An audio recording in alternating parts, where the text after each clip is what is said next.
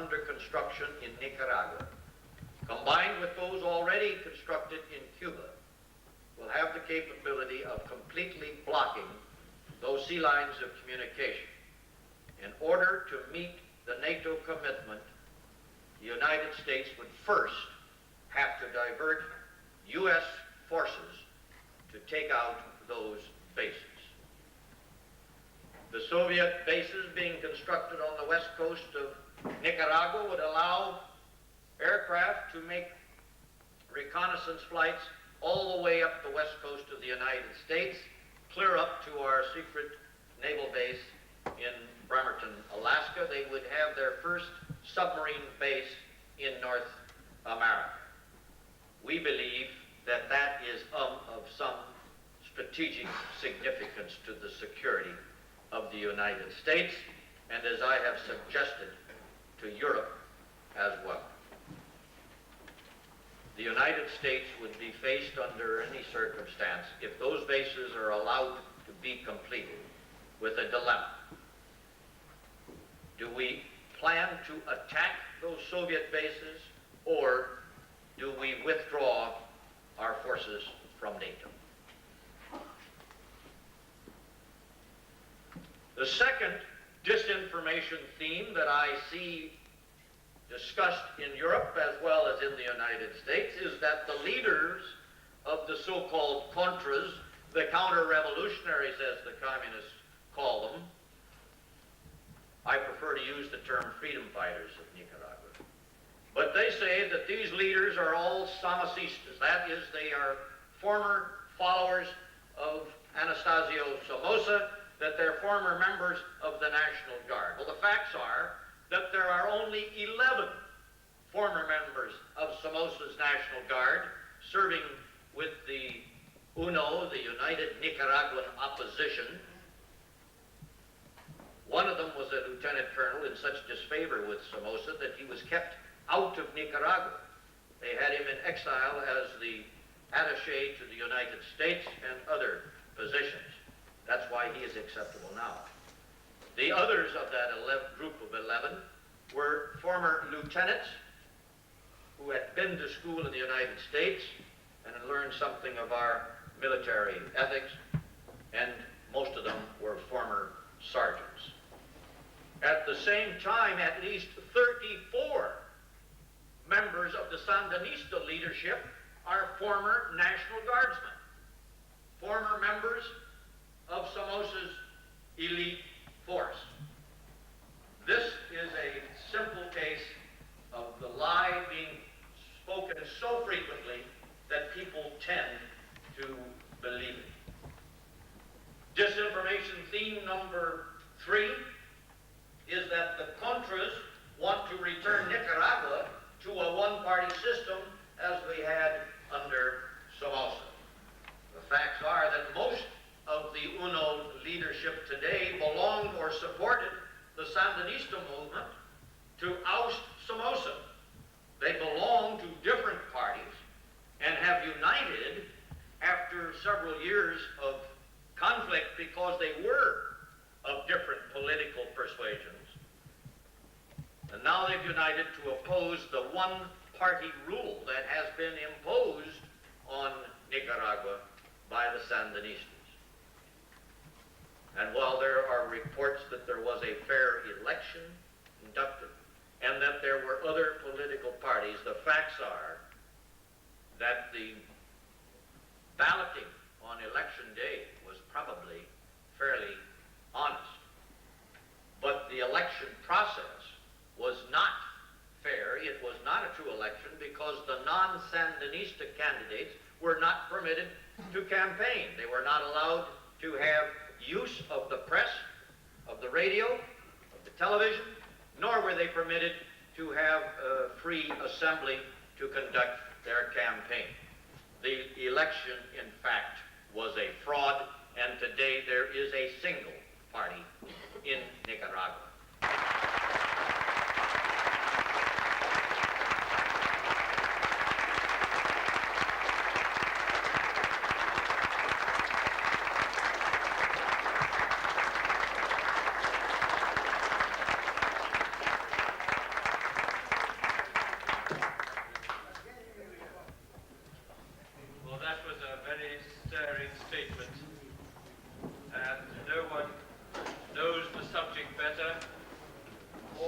committed himself or mobilized more resources to it than General John Singdal. We pay a warm tribute.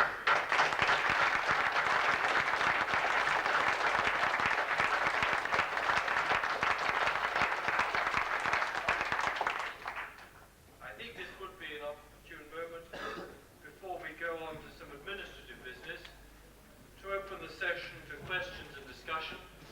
It was a most thought-provoking as well as informative statement we had from the General, and the others on the panel of representatives from the EFC. So could we have the first question or contribution from the floor, please? Sir. Can you please speak up into a microphone? I should like to make some very short statement. When you actually resolution about famine in Ukraine, 7 million, it was repeated, I think, 3 times. I would like to add, maybe it's out of order now because it's been too late, that Belarus has lost 1.5 million people too. That's very strange, same exactly way as Ukrainians, because it's officially expressed. I would like to stay with that. Only that. Thank you very much for putting the record straight. It's not the sort of somber fact that should have been got wrong. Thank you very much, sir.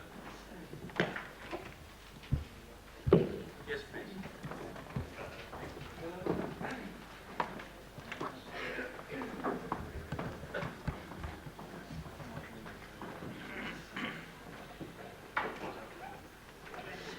Mr. Chairman, Yes, could you put it in the form of a question? well, I'll just make it 3 points. Well, also a question. 3 points. First point, we need more unity in our work. Unity is the main thing. It's no good to come here once a year or so and then go home and do nothing. We must work continuously, united. Second point, I like to put that we have to be involved, all of us, especially the young people. Mr. Terlecki is an example by involvement is today in the House of Commons.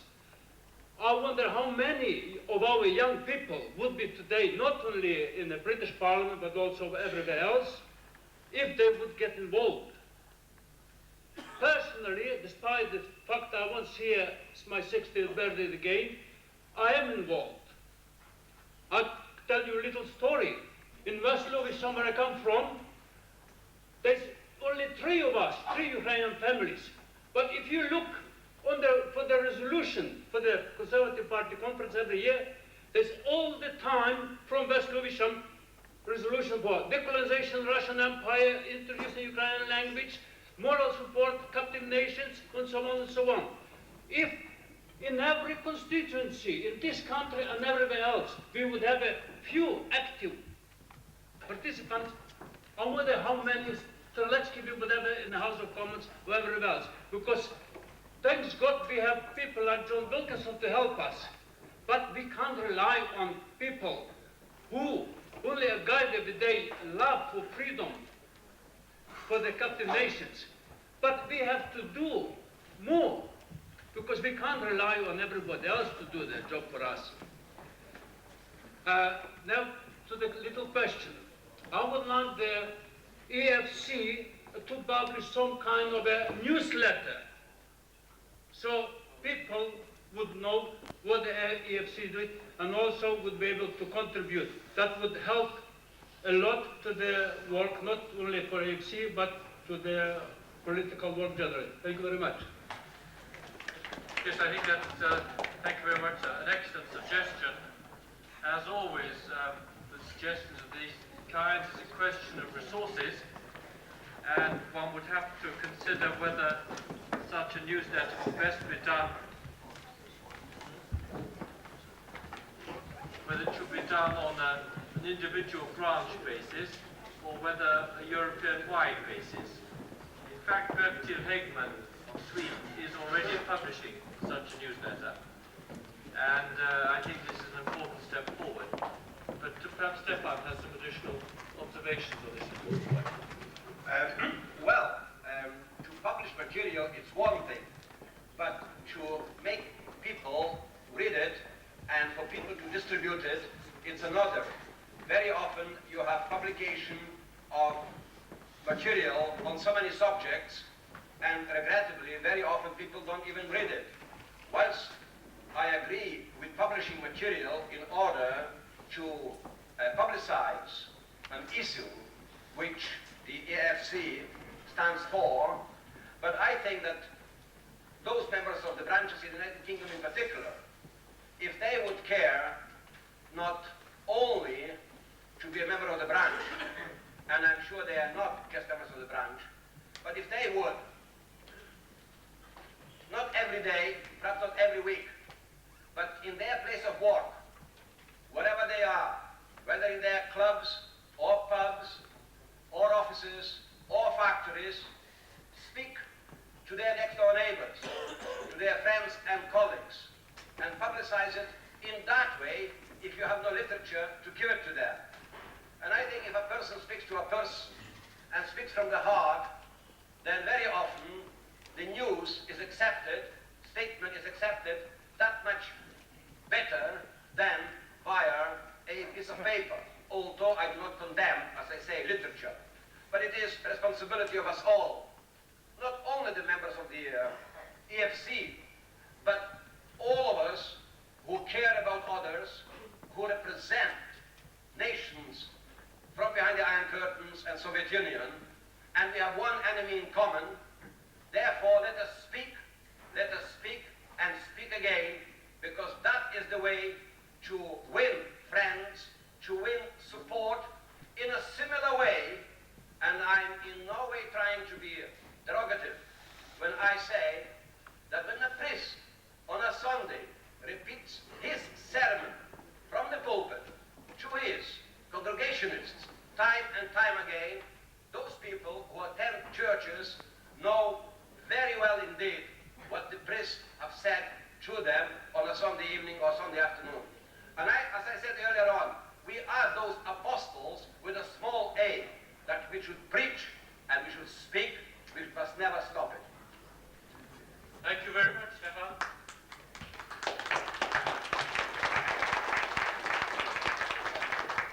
We have another question. Mr. Chancellor.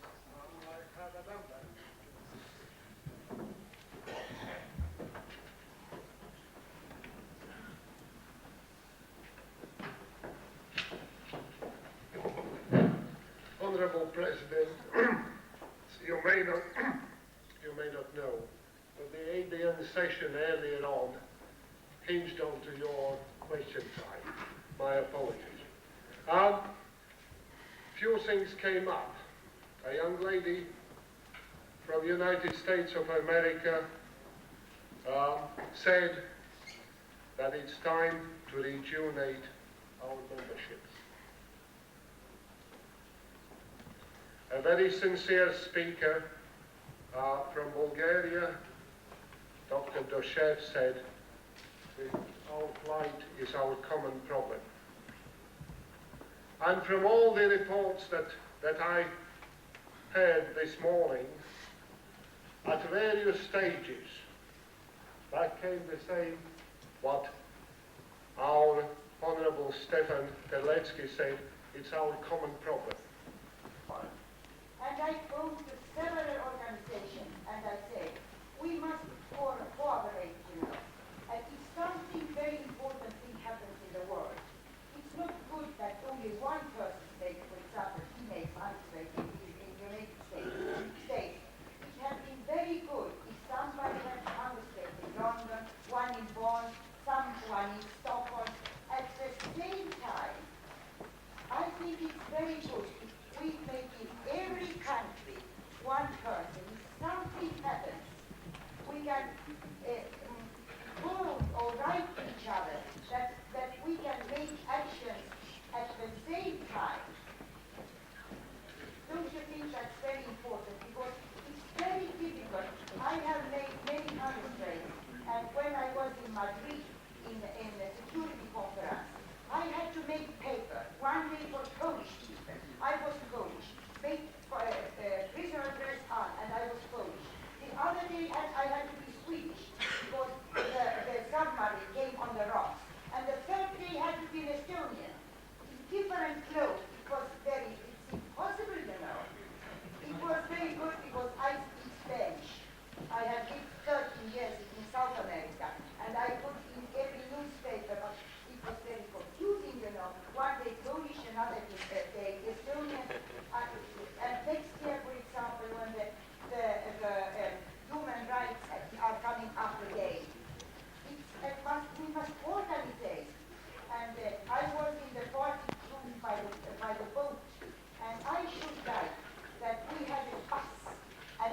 make a cruise by bus, peace and freedom cruise by Europe, because there is no peace without freedom, but not without with speeches. And for example, by Bonn, we can cruise by Bonn, London. Myself, the Honourable Jaroslav Stetsko, will present to General John Singlaub, and it reads, Award of Merit presented to General John K. Singlaub for outstanding support of the liberation struggle in Ukraine and other subjugated nations for national independence and human rights. Signed, Jaroslav Stetsko, Prime Minister of Free Ukraine, President of ABN, London, 22nd of November 1985. So.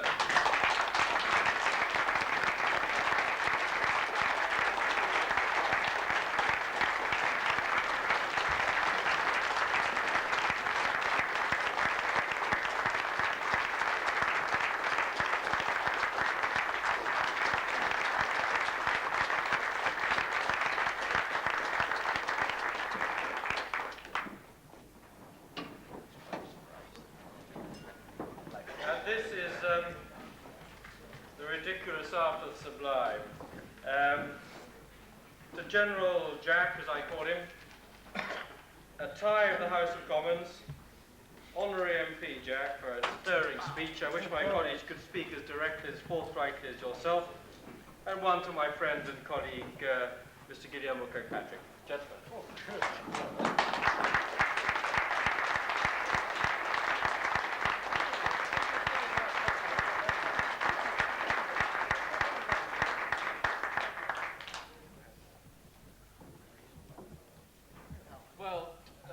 Mr. President, ladies and gentlemen, we have business to conclude, and I would like at this point to pass the proceedings over to the chairmanship of Madam Stetsko.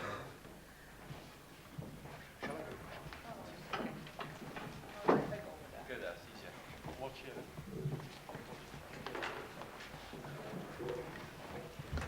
Honorary members of the Presidium, ladies and gentlemen, we would like to make a suggestion that our most able president until now, Honorable John Wilkinson, be re-elected as the president of European Freedom Council.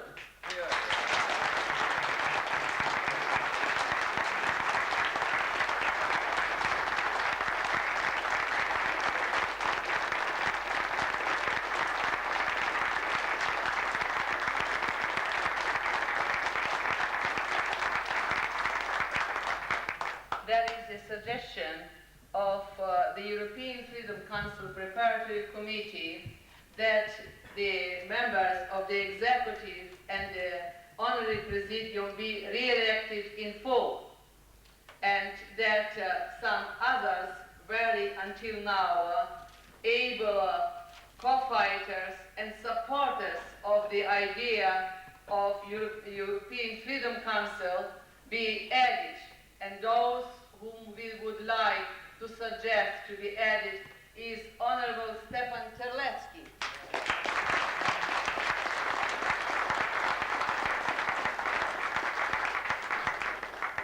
It is our great pleasure to suggest Sir Frederick Bennett, Member of British Parliament.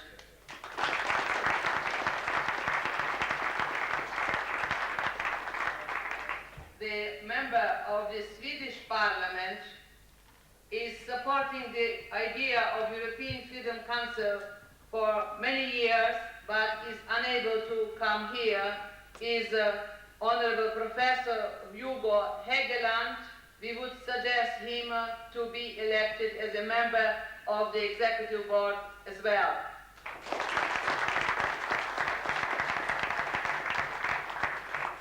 Further, we would like to suggest Mr. Bertil Hegman, Chairman of the Institute for a Political Psychological Freedom Campaign, to be elected to the Executive Board member.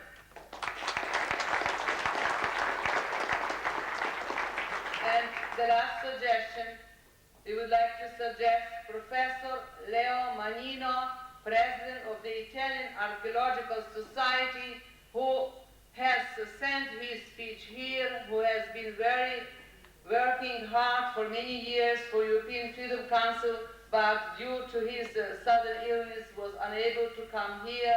We would like to suggest him also to the members of the Executive Board.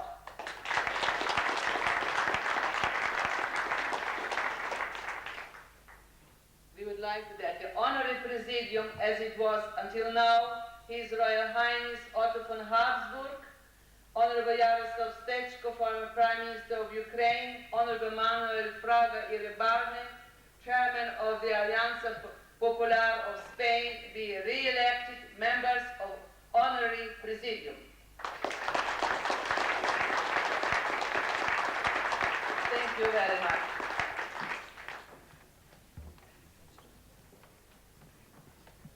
Distinguished members who were suggested to be re-elected, Honorable Guillermo Kirkpatrick, Chairman of the Foreign Affairs Committee of Alianza Popular from Spain, and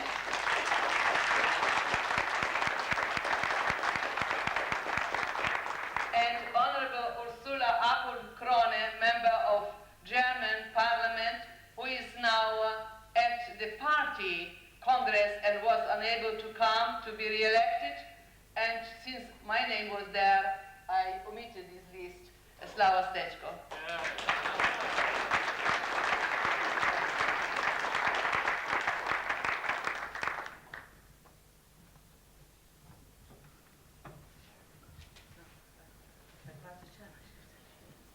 Well, Madam Stechko, thank you very much indeed. It's a great honor to be re-elected by acclamation and a privilege to serve you. We have a big challenge ahead, but I think from the names that you have read out, we can all recognize that it's a formidable team, great capability, and people who have proved themselves in their commitment to our cause. And above all, it's a great delight for all of us who have to serve at the EFC, that you, Madam Stechko, should be able to continue to lend us your wholehearted backing, because without your organizational flair, your drive, and your charming personality, events like this conference will be very hard to achieve. Thank you very much. The aspirations of the young generation on both sides of the Iron Curtain. Before we actually start with the discussions themselves, I have one announcement to make, and that's that the members of the Resolutions Committee should meet just beyond the doors over there, straight away, please.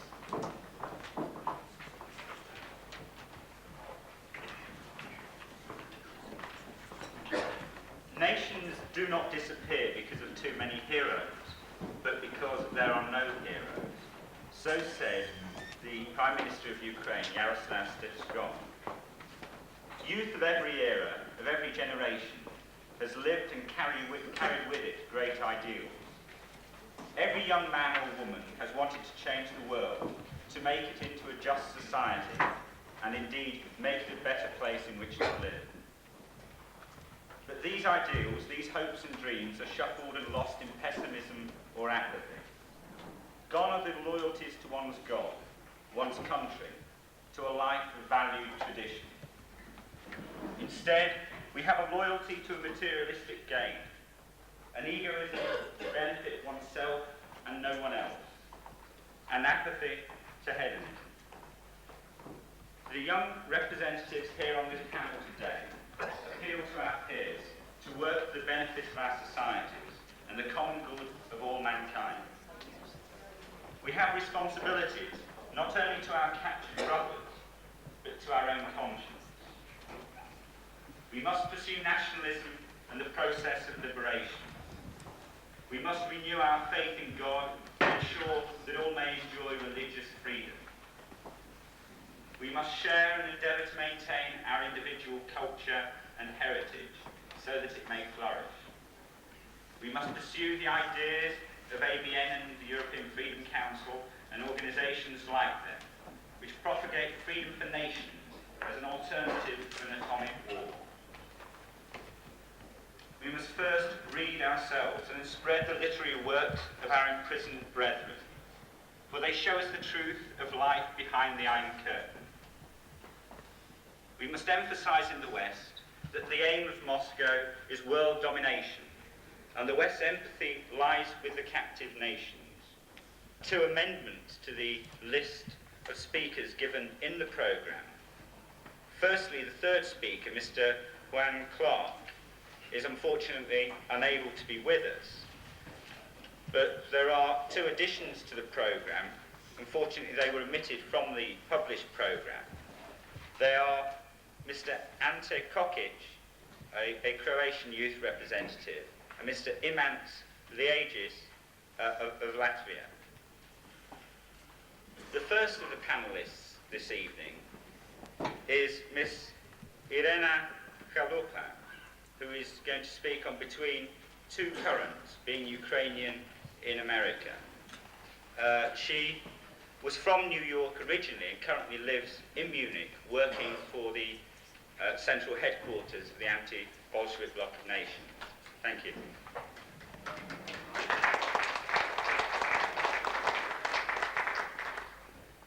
Ladies and gentlemen, first of all, you will have to pardon my nasal twang. Between the Arctic frost of Munich and the seductive mist of London, I've accumulated a very bad cold. So my voice usually sounds much better than it is today, so just bear with me. Now, on to my pearls of wisdom. Is assimilation. Assimilation asserts itself in a myriad of ways and levels. In assimilating, we give a part of ourselves up. We lose something vital that cannot be reclaimed. Living in countries other than our native land, we naturally must adapt ourselves to the cultures that have given us refuge. We take on the appropriate garb to fit in.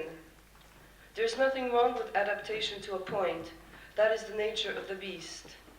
It is only fitting that we become productive citizens of societies that have given us a home, but not at the expense of losing our national heritage. Assimilation in the free world is a distant, wealthier, more luxurious cousin of Russification. In Ukraine, Ukrainians are forced to speak Russian. Their culture and history are being taken away from them forcibly. They are being rewritten to be Russian. Ukraine, its culture, people, and land are being raped by the Russian occupants every day. Russification is a violent, ruthless process. Assimilation is a subtle, seductive process. They both produce the same result. Our Ukrainian souls are taken away from us. They yield the same end product. We stop being Ukrainian. There is something in me that is alive and burning, and will remain so no matter what, no matter where I live. For lack of a better term, I will call this nebulous force my Ukrainian soul. It has always been there, vibrant and strong, underneath all the many layers that are the product of socialization. It is this force that keeps all of us going. It is this national soul that has brought all of us here today to this conference. It is this national soul that keeps us fighting against a Russian monster that is trying with all his might to wrench it out of us and replace it with a void. Inside of me, there is a part of Ukraine, as inside each of you is a part of your native lands. It is this force that has taught myself and my Ukrainian friends in America to live between the two currents. It is this force that allows us to be both Ukrainian and American, spiritually and pragmatically. Over the years, we have learned that being Ukrainian and being American are not mutually exclusive. We can do both, and the Ukrainian self need not suffer at the expense of the American. It is not a simple formula. There is no simple and ready recipe, and we don't know what the ramifications of such a life can be. It is obvious, however, that the two can often make up a richer, stronger, more stable one. America benefits from the wealth of the many cultures who make up its population. America benefits from its citizens who are Ukrainian. It has given us a home away from home. It has given us opportunity. It has given us sanctuary. Ukrainians who live in America have given America a great deal. They are citizens who deeply value the democratic process, who value their freedom because we know that our country is not free, our loved ones are not free. Our Ukrainian brothers and sisters are in chains. Every day the shackles tighten. We do not take our freedom for granted, as too many people in the West do. It is the freedom we have in America that allows us to openly proclaim Russian imperialism an enemy of all mankind, to educate the world of the plight of our enslaved nations. It is this freedom that allows us to do everything we can for Ukraine. Thank you.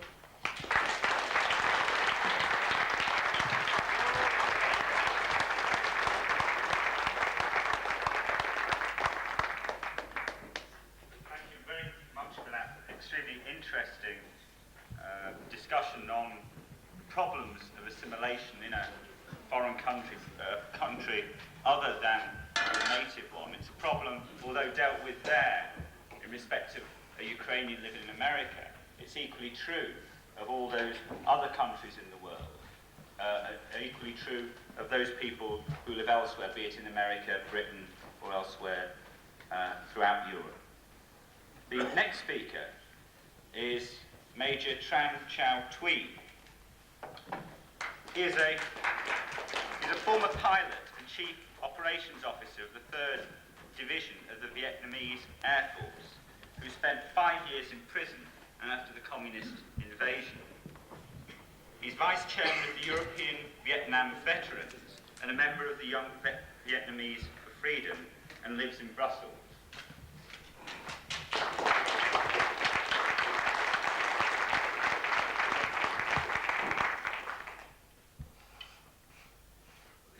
Votre Excellence Président Wilkinson, Président Stexco, le général Sinclair et tous les membres de la délégation.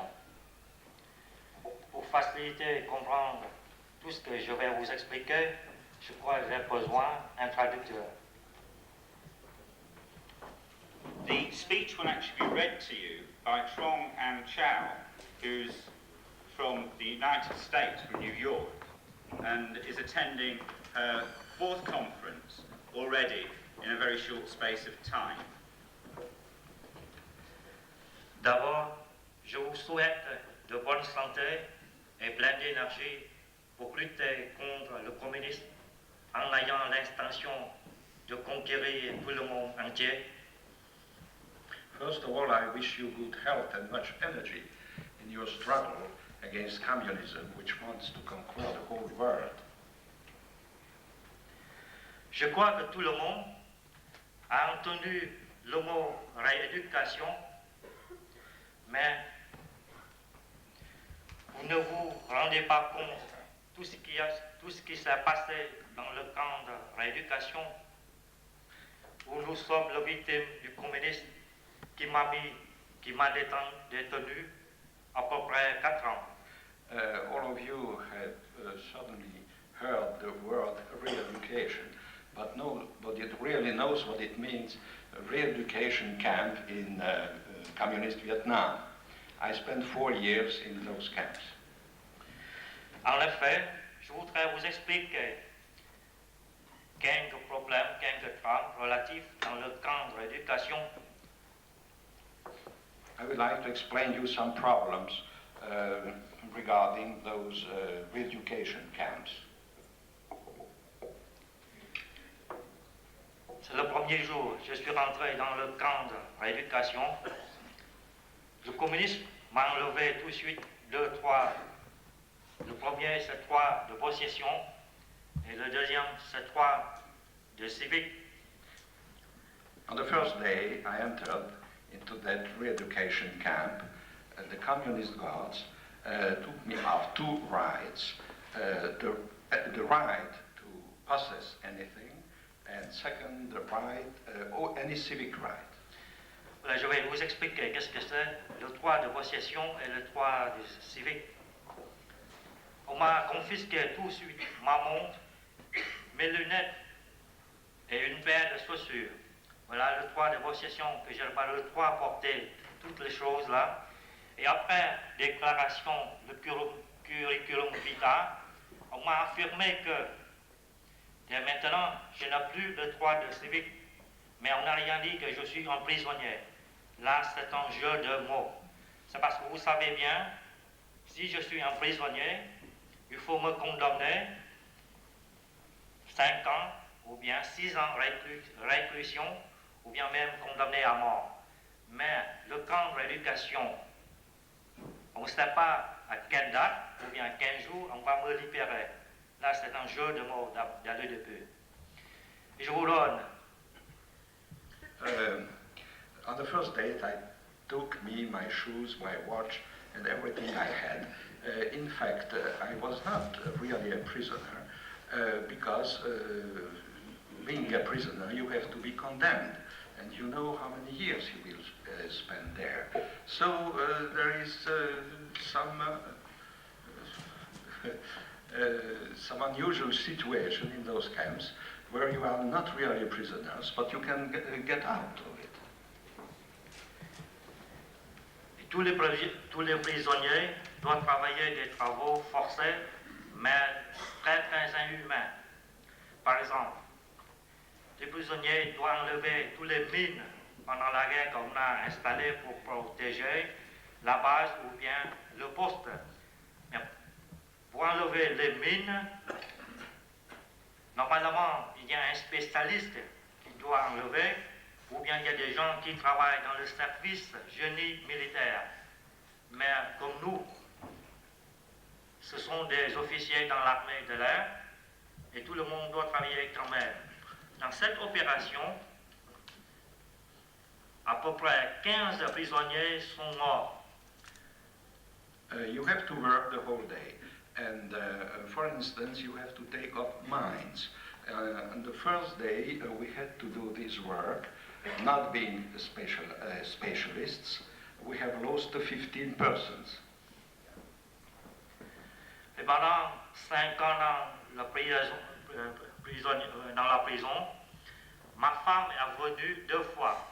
Et chaque fois 1 heure pour me rendre visite, avec 3 kilos de provisions, y compris médicaments. Mais les médicaments, je n'ai pas le droit de les garder.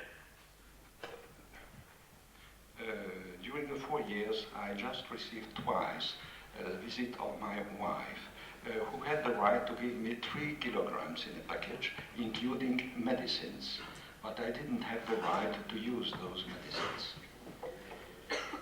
Et tous les jours, chaque prisonnier a reçu 2 poignées de riz, mais imaginez-vous, ce n'est pas du riz que votre gentille épouse qui a préparé pour vous. Ce sont des riz pourris.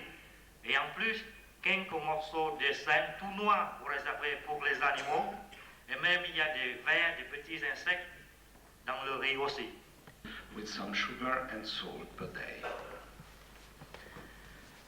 Normalement, chaque jour, je me souviens, j'ai reçu au minimum 2-3 coups de bière ou de poing.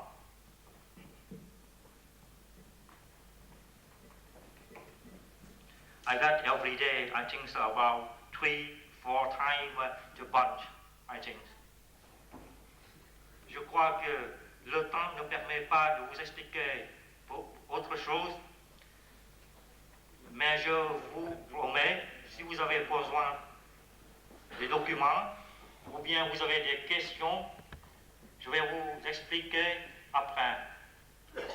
À suite de mes explications, ma compatriote, je vais vous expliquer, je vais vous lire un texte concernant l'aspiration de la jeunesse sur les 2 côtés après le rideau du fer du communisme.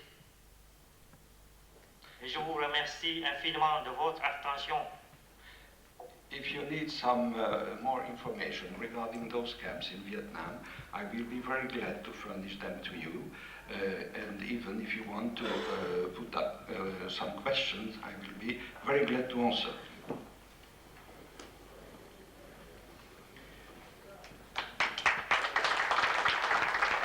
True freedom is usually unimaginable and unattainable. You will in time accept the indignity of having very little control over your own life. You will go through the perfunctory schooling, murdering, empty slogans and jargons. You will attend the boring political seminars to avoid punishment. You will probably spend more time in the armed forces, possibly even being shipped off to fight, quote, imperialist reactionaries, unquote. You will work in some factory or office with no incentive to perform or to achieve anything useful. You will marry, have children, and live in impossibly overcrowded conditions with little or no privacy. You will read, listen to, watch, and even eventually think what the party wants you to. You will turn bitter, cynical, uncaring, indifferent, perhaps even turn to alcohol. Perhaps in your youth you nourished dreams about what you would become when you grow up. Perhaps you dream about things one day you might have, like a nice home, a nice car, furniture, good clothing, stereo equipment. Perhaps in your dreams of traveling. Perhaps you dream of traveling, of going to great concerts, or of becoming someone great in art, music, literature, or sport. But except for the smallest number of people in your generation, and usually those belonging to the families of the nomenclatura, few, if any, of your dreams will be realized. You learn occasionally or obtain glimpses of what your generation on the other side of the Iron Curtain are doing and dreaming of.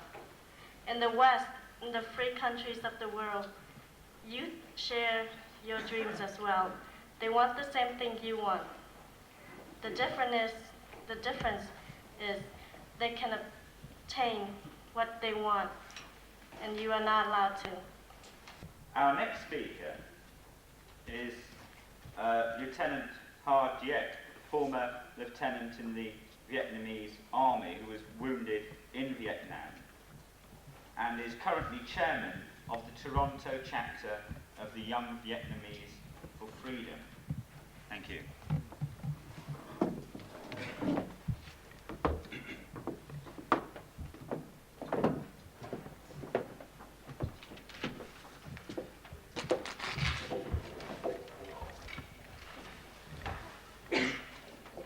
Mr. Chairman, this is George Speckle, the Vice President of ADM, Honorable Wilkinson, President of European Freedom Council, ladies and gentlemen. Once again in this conference you hear twice about the Vietnamese situation, and twice about the Vietnam War and under communist regime. I would like not to talk about Vietnam because in this conference there are a lot of countries subjugated by the communist Russia, not only Vietnam. And talking about generation inside Vietnam,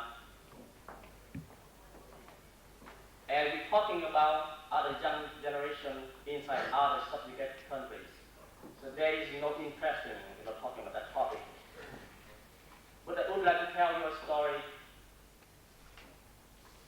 of the Vietnamese family.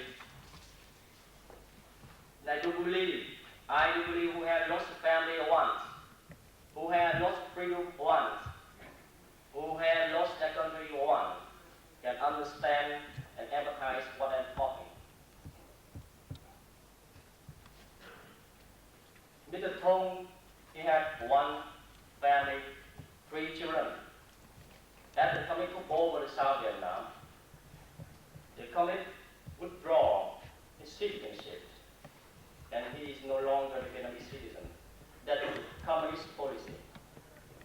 And I do believe, and I understand and experience, that national policy imposed upon any citizen in any subjugated nation all around the world.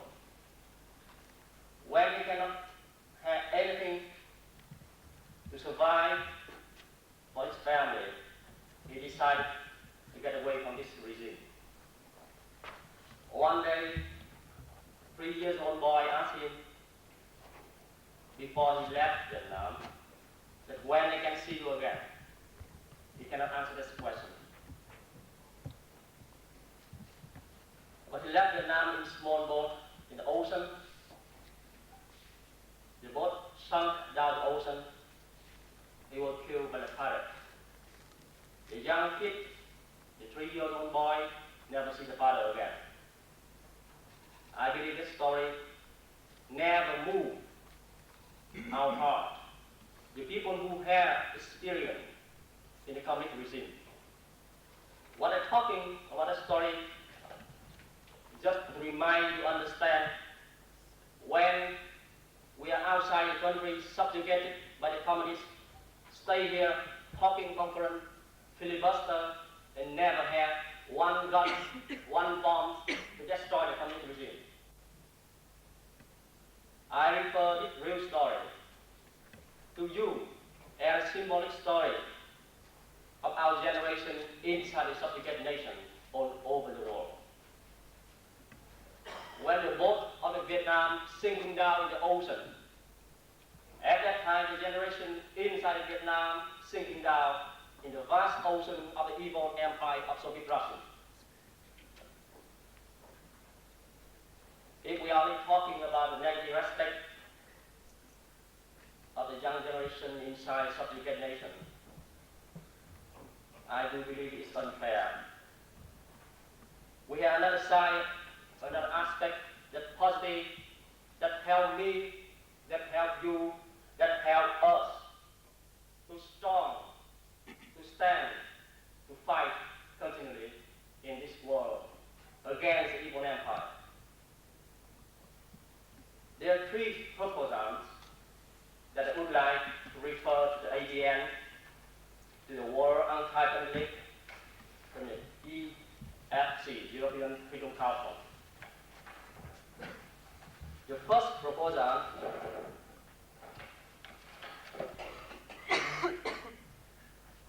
ADM and WANCO and European Freedom Council should finance any young people who have enough equipment, understanding, training, by any means, at any cost, send them back to the subjugated nation where they were from and let them set a fight in which we can start fighting right inside of the communist evil empire. This may be ridiculous today what I say, but I believe there's no other means that we can win from this if we are not inside of it to fight. The third, ABM, WANCO, and EFC must be the connection between all the freedom councils, all the freedom fighters all around the world. They should become the government body that can help and support morally, spiritually, physically, and commit themselves to the freedom fighter everywhere around the world, realistically. They must become a real life for the fun, better life of a freedom fighter. In conclusion, I will just say that human beings are very simple. Human beings, we are very simple to live, very simple to enjoy life, very simple to recognize universal justice and to maintain it. We are simple to fight for the family life and for the freedom that we lost, and we're simple to struggle for the freedom that we never had in the subjugated nation. Can we have all of us today in this conference, all of us, the freedom fighters around the world, can we have a dream of someday we can come back our nation that a long time we have left, a long time we have dreamt, a long time we have fought. Someday we come back and the flower blooming along the street side and welcome back our freedom fighter right in our country. There are many manifestations, many demonstrations of our freedom fighting. But one way that I consider, and I believe from experience, that's the best way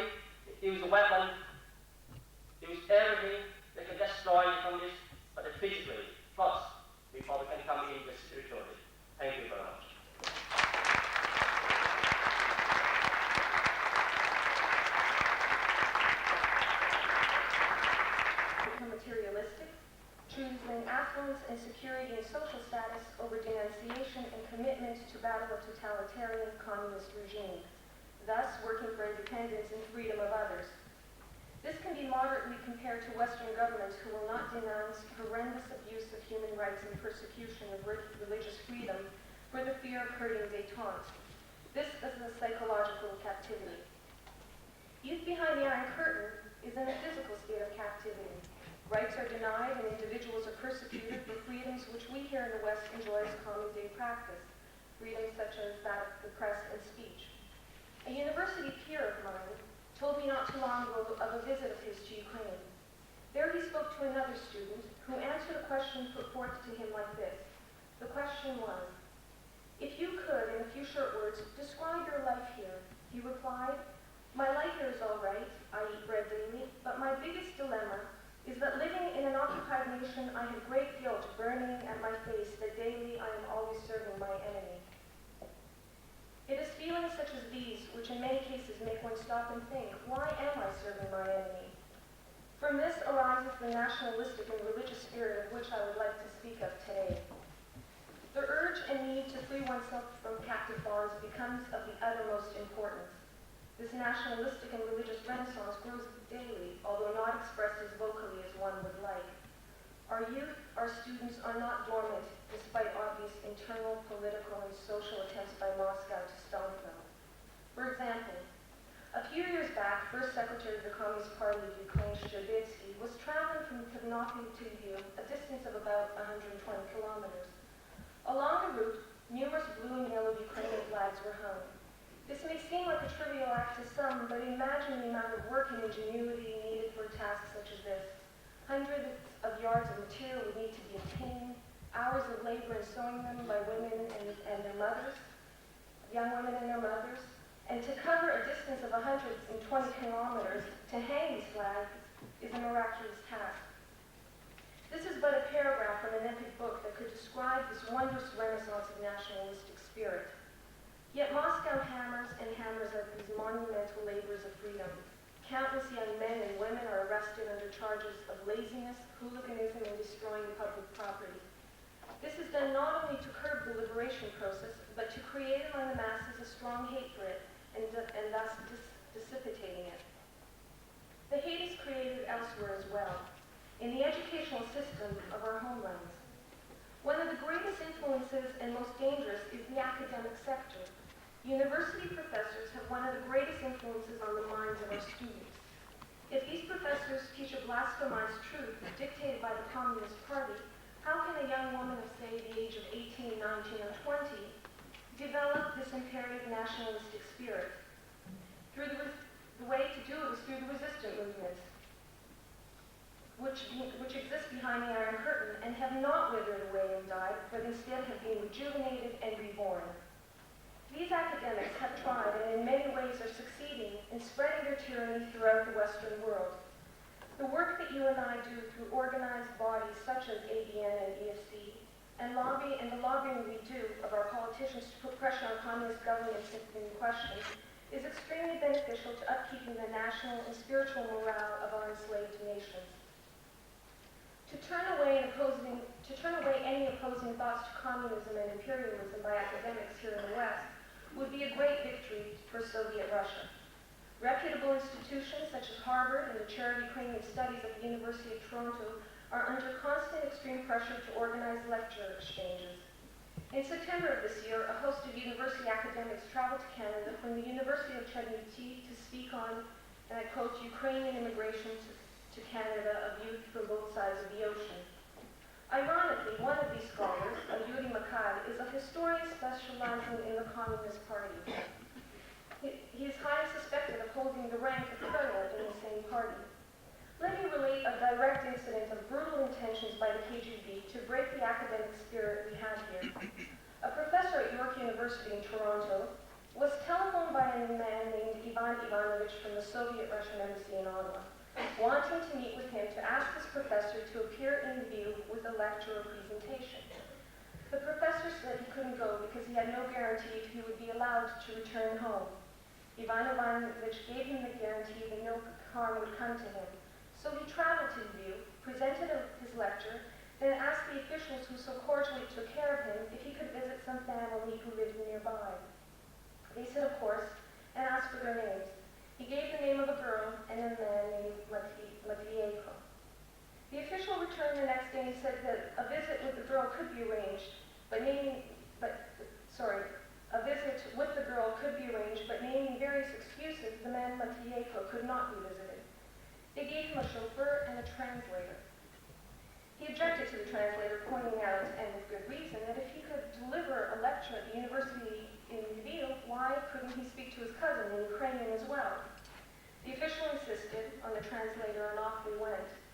In a salon or town where the cousin lived, the translator roamed through all the rooms of the house, then promptly left, saying he would return in 1 hour. The visit went well, but a few days later, this professor found out that his cousin, the man named Matvienko, died of unknown causes. The professor, always an outspoken man, fears for the safety of his family now. How often will he speak out against Russian bloodbaths now? There is a similar persecution of faith in our countries, behind the Iron Curtain. But with the Renaissance of nationalism, a renaissance of spiritualism occurs. One's faith in liberation comes from a strong belief in one's own identity and existence. For this, he or she turns to the church or one's individual religious belief.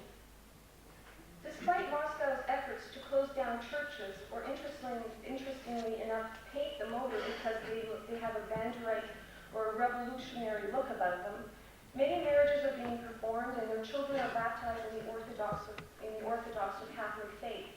This is being conducted by priests who have studied in secluded seminaries and now execute all religious ceremonies. The struggle for freedom, Christian faith, human rights, and independence.